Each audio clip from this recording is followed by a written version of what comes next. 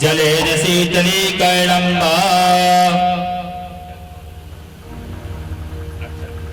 जलेन शीतलीकरणं सूक्ष्मरूपविधाने सहितं मन्त्रपुष्पाञ्जलिं हस्ते अक्षतपुष्पाञ्जलिं आदाय ॐ हरिः ॐ वायुकेन जन्तुदेवास्थानि धर्मवड्मथवान्यासन्निहातेनाकं महिमानः सजन्तु यत्र पूर्वे साध्याः सन्ति देवाः नानासुगन्धपुष्पाणि यथा कालं भवानि च पुष्पाञ्जलिं मया दत्ता ग्रहाणं परमेश्वर सुमन सुमञ्जलि सुमनलय सुमन सुगन्धि अपार पुष्पांजलि अर्पण करो देर करो स्वीकार दिव्य मंत्र पुष्पांजलि समर्पयामि श्री पुराण पुरुषोत्तमाय नमः श्री नमश्चंडिकाय नमः श्री हंसराजाय नमः श्री सीतारामचरण कमलेभ्यो नमः आर्द्रं समर्पयामि मंत्र पुष्पांजलि समर्पयामि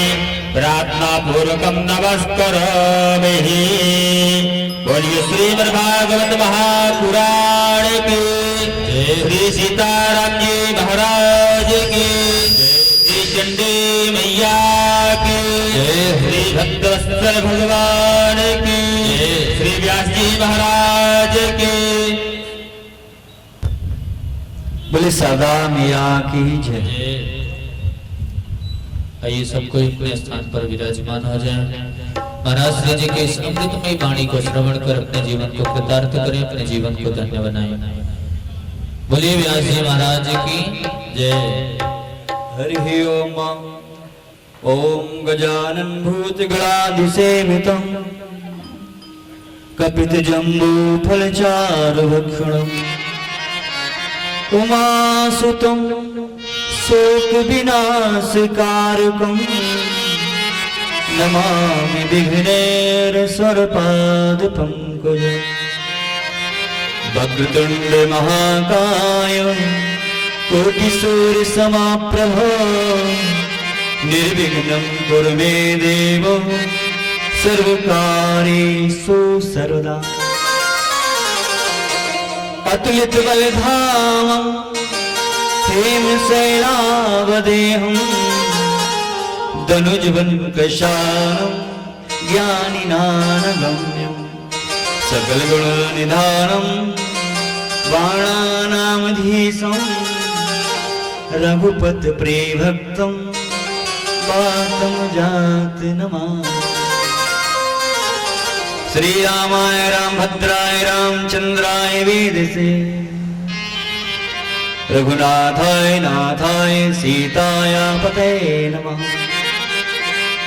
अखण्डमण्डलाकारं व्याप्तं चराचरं तत्पदं दर्शितं येन तस्मै श्रीगुरवे कस्तूरितिलकं ललाटपटले वक्षस्थले कौस्तुभं नासाग्रे वरमौक्तिकं करतले वेणुकङ्कणं सर्वाङ्गे हरिचन्दनं शूलनितं गोपीपरमेष्टं विदते गोपालचूडामणिं वसुदेवं सुतं देवं कंसारुणमर्दनं देवकी परमानन्दं कृष्णं वन्दे जगद्गुरुं कृष्णं वन्दे जगद्गुरुं कृष्णं वन्दे जगद्गुरुं कृष्णं वन्दे जगद्गुरुं।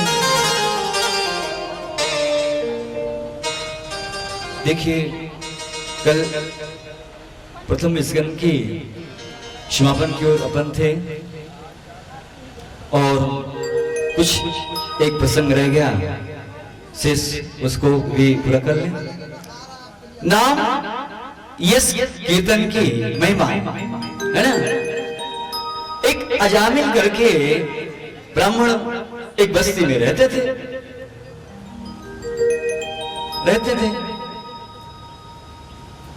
वो प्राय अपनी ब्रह्मत्व नष्ट कर चुके थे। मांस मछली का सेवन कर अपनी स्त्री छोड़ करके प्राय स्त्री के साथ रमण करना, राह में जो भी मिले उसे लूट लेना, ऐसे उनके कृत्य थे। बहुत अधम ही ब्राह्मण से ऐसा करते करते उनके कई वर्ष बीत गए। एक दिन उनके गांव में, बस्ती में, मोहल्ले में कुछ संत जी लोग आए। पांच पंच परमेश्वर बन करके आए। संत जी आए तो जैसे चौराहे में, तिरगड्डे में कुछ फालतू लोग खड़े रहते हैं, तो उन्होंने कहा भैया यहाँ भगत कौन है जो भोजन करा दे, है ना। तो उन्होंने उस अजामिल का घर बता दिया। और जब संत जी लोग उनके घर की ओर चले गए, बोले देखो अब समझ में आया, ये इनको देता है, इनका सब छीन लेता है, अभी समझ में आएगा क्या करेगा। देखिए कुछ लोग अपने आनंद के लिए, अपने सुख के लिए कुछ भी कर सकते हैं। तो अब संत जी पहुंचे, उनने कुंडी खटखटाई, बोले बोलिए नारायण नारायण। उसकी अर्धांगिनी घर में थी और अजामिल घर में ना थे। अब भैया उसने दरवाजा खोला। संत जी तो देख करके प्रसन्न तो हो गई, प्रफुल्लित हो गई, उनको दंडवत किया, प्रणाम किया, जलपान कराया। बोले हे देवी, आज हम आपके यहाँ भोजन करेंगे, आज हम आपके यहाँ भोजन करेंगे। उस देवी ने मन में सोचा कि भोजन तो करेंगे, कहीं मेरे स्वामी आ गए तो पता नहीं क्या हो जाएगा। जो कुछ रखा है इनके पास वे छीन सकते हैं, ये इनका तिरस्कार सकते हैं, इनकी निंदा कर सकते हैं, अपशब्द वाणी का उपयोग कर सकते हैं, कुछ भी कर सकते हैं। इस प्रकार उसके मन में विचार चलने लगा। उसने कहा हे संत जी, हे महात्मा जी, आप ऐसा करिए, मेरे से आप सीधा किसान ले लीजिए, आटा दाल चावल जो भी आपको चाहिए ले लीजिए, और आप अन्य कहीं स्थान पर इसको बना लीजिए।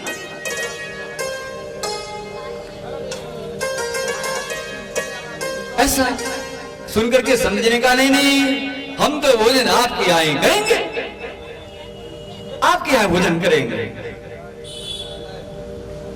अब बेचारी फिर अबला दुखित बोली परमात्मा की गति, जो परमात्मा को मंजूर है, जो स्वीकार है, वही होगा। उसने झटपट भोजन तैयार किया और पंगत बैठाई, उनको भोजन कराया, बढ़िया।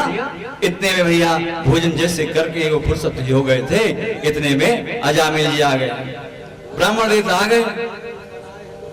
पता नहीं उस दिन ऐसा क्या था कि अजामिल के कुछ विचार, कुछ भावनाएं चलिए परिवर्तन था। जब भोजन पानी कर लिए तो बोले महाराज जी ये बताइए, मैंने अपने जीवन में बहुत दुष्कर्म किए, गिनती नहीं है, अब मेरी जुक्ति कैसे होगी? अरे पहले दक्षिणा तो दो, अभी दक्षिणा दिया नहीं, भोजन कराया और पूछने लगे जुक्ति। पहले भोजन की दक्षिणा दो, है ना, पहले दक्षिणा दो, पान खिलाओ, इसके बाद पूछना जुक्ति। अब इसके पश्चात क्या हुआ? बोले अच्छा महाराज, आप बुरा ना माने तो मैं आपको एक बात बताऊं, मैं किसी को देता नहीं, जो लिए रहता है उसे छीन लेता हूं, बस अब आप मेरे अतिथि बनकर के आए हैं, मेरे घर में हैं और संत जी हैं, मैं आपका सम्मान करता हूं और नमन करता हूं।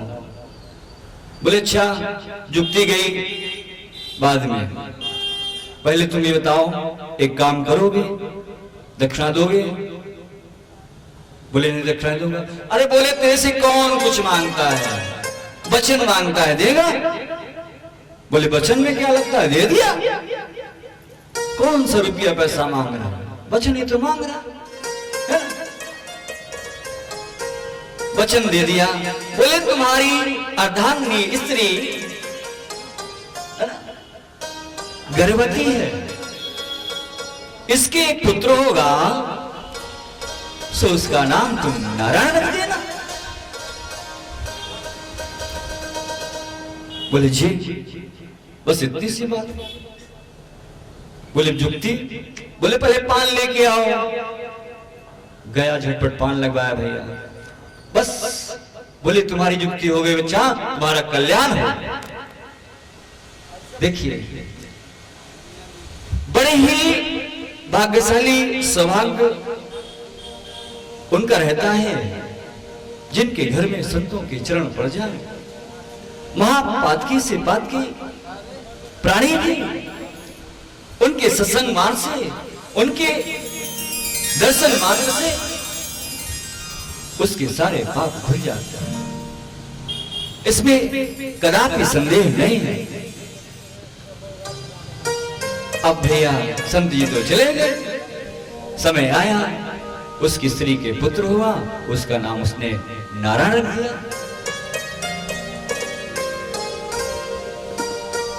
नारायण रख दिया। अब चलते फिरते उठते जागते नारायण बेटा, नारायण बेटा, नारायण, ऐसा नारायण नारायण करने लगा, बच्चा बड़ा होने लगा और पिता सियाना होने लगा। यहाँ बच्चा बढ़ रहा है और यहाँ पिता सियाना हो रहा। ऐसे करते करते शरीर दुर्बल होता गया, रोग ग्रसित हो गया, मृत्यु नजदीक आई। सामने खड़े हुए यमदूतों को देख करके डर गया। बोला बेटा नारायण नारायण नारायण नारायण नारायण। अब बेटा भी छोड़ गया।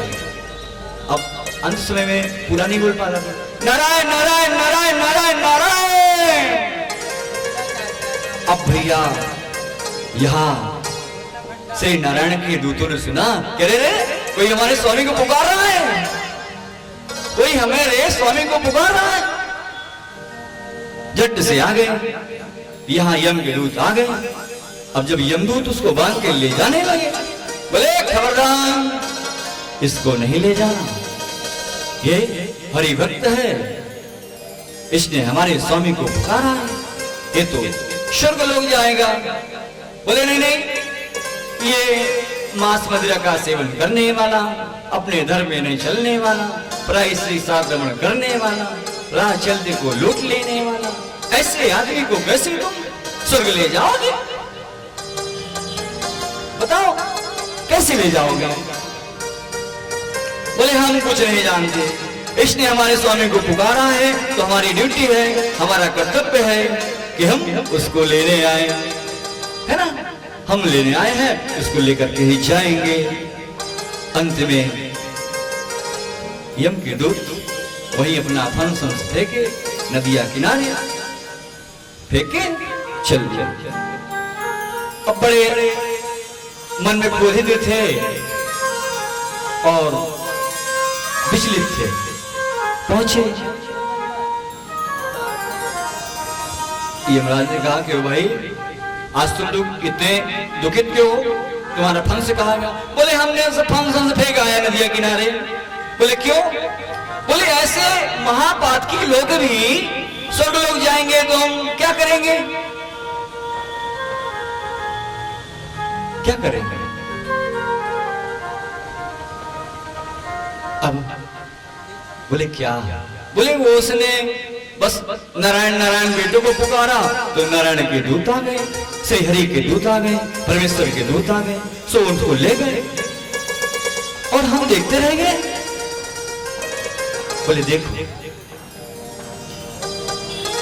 जिस प्राणी के अंदर दया, धर्म, मान, दया, धर्म, मान, इन तीन में से कुछ भी एक हो, वो परमात्मा की शरणागति प्राप्त करेगा ही करेगा। जो दयावान पुरुष है उसे परमात्मा का अंश है, क्योंकि उनसे बड़ा दीन तो कोई है ही नहीं। अगर उनकी दीनता यहां पर कोई दिखा रहा है ना, तो भी उनका प्रतिबिंब स्वरूप ही, क्योंकि सबके देह परम प्रिय स्वामी है ना। यही इंसान मानव है, यही दानव है ना।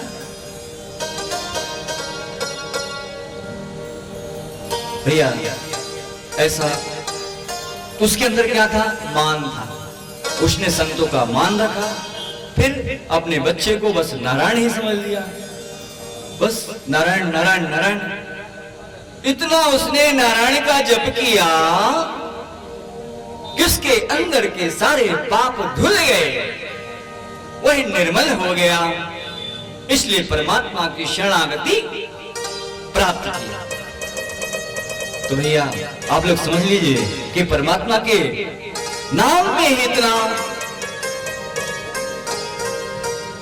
दम है, इतनी समर्थता है कि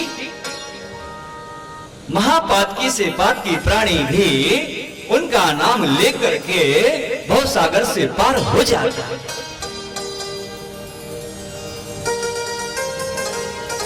अब यहाँ पर प्रथम स्कंद की कथा समापन हुई। अब पर द्वितीय स्कंद की कथा में प्रवेश करते हैं। भैया अब परीक्षित जी अपना राजपाट सब कुछ त्याग करके, कॉपी लपेट करके, सफेद वस्त्र धारण करके और गंगा जी के किनारे पहुंच गए। अब देलो भूलो चारों ओर हल्ला हो गया कि राजा परीक्षित आवरण अनशन के लिए मरणों प्राण तक वो वहीं रहेंगे। राजपाट सब त्याग दिया। जितने भी ऋषि गण थे, 88,000 ऋषि गण भैया एक एक करके वहां पर पहुंच गए। कितने? 88,000 ऋषि वहां पर पहुंच गए।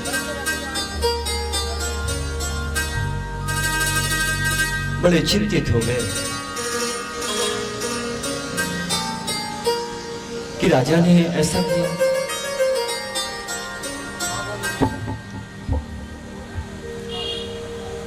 श्री सुखदेव जी घूमते घूमते पहुंच गए। उनके चारों ओर बच्चे लोग उनको चारों तरफ से घेरे हुए थे। वो देखने में मूठ जड़ से पागल से दिखते थे। बच्चे उनको कंकड़ मारते थे, बच्चे उनको कंकड़ मारते थे। ऐसा करते करते जैसे ही वो उस सभा के समीप पहुंचे, 88,000 ऋषि तत्काल अपने आसन से खड़े हो गए और सुखदेव जी महाराज को प्रणाम किया। बोले सुखदेव जी महाराज की जय। सुखदेव जी महाराज इस धरातल पर हमको जो दे गए, जिस वो सागर रूपी सरोवर में सुगम मार्ग, बड़ा सरल ही मार्ग कि कैसे प्राणी इस भव सागर से पार हो सकता है। सुखदेव जी का परीक्षित तुम्हारा लोकहित में। सुखदेव जी कहते हैं कि हे महाराज, पहले तो उन्होंने कहा कि भैया ये कौन है? आप लोग इतने बड़े बड़े हो, इतने ज्येष्ठ हो, इतने श्रेष्ठ हो, फिर भी एक छोटे से बालक को, संत जी को देख करके आपने आसन छोड़ दिया। बोले नहीं, ये देखने में तो छोटे हैं, इनके गुण, इनकी महत्ता बहुत ही ऊंची। उनको सुंदर आसन पर बैठाया, उनका चंदन वंदन धूप दीप से इत्यादि से उनका पूजन किया। और परीक्षित जी बोले कि हे गुरुदेव महाराज, प्राणी का जब अंत समय आए तो क्या करे, क्या करे? बोले जो बनता है करे। बोले क्या करना चाहिए? बोले सबसे पहले अपने विवेक को, अपने इंद्रिय को, प्राणवायु को, 10 इंद्रियों को, है ना, 10 इंद्रियों को अपने बस में करे, सारी प्रकार की आसक्तियों को त्याग दे।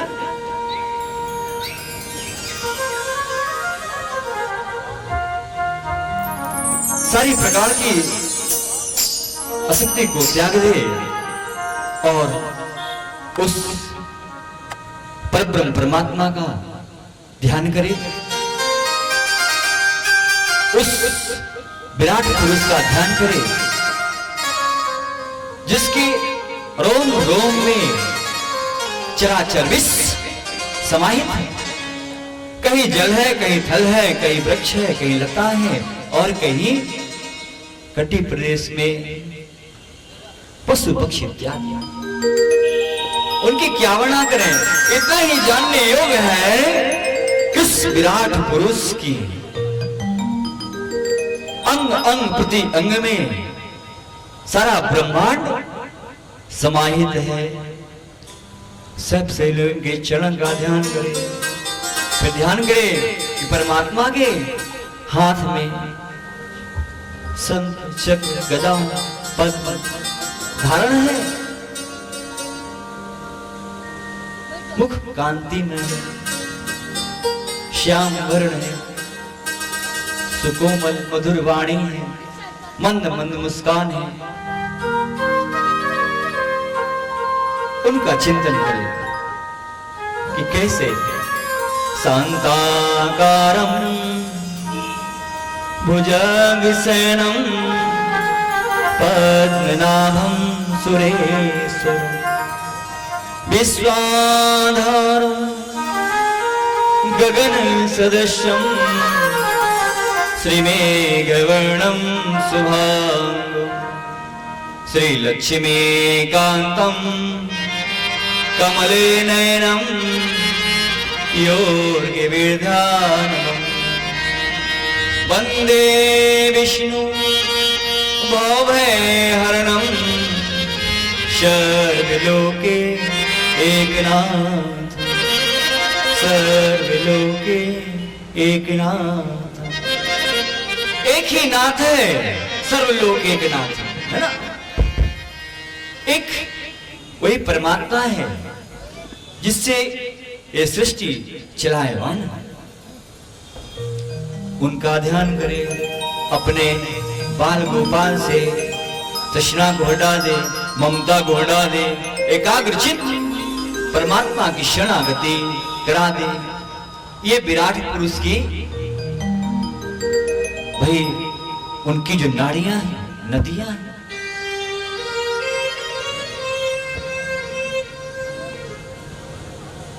उस परमात्मा की हम शरणागति लेते हैं। श्रीमन्नारायण नारायण नारायण नारायण नारायण नारायण नारायण नारायण नारायण श्रीमन्नारायण नारायण नारायण श्रीमन्नारायण नारायण नारायण श्रीमन्नारायण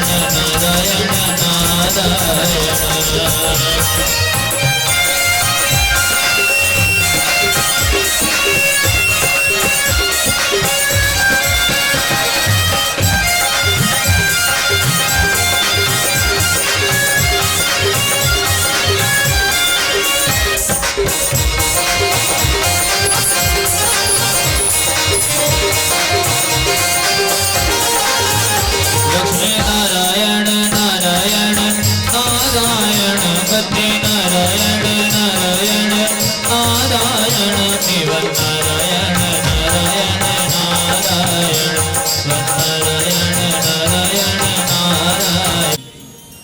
सुखदेव जी महाराज कहते हैं सृष्टि के प्रभाव में ब्रह्मा जी ने इसकी धारणा के द्वारा प्रश्न किए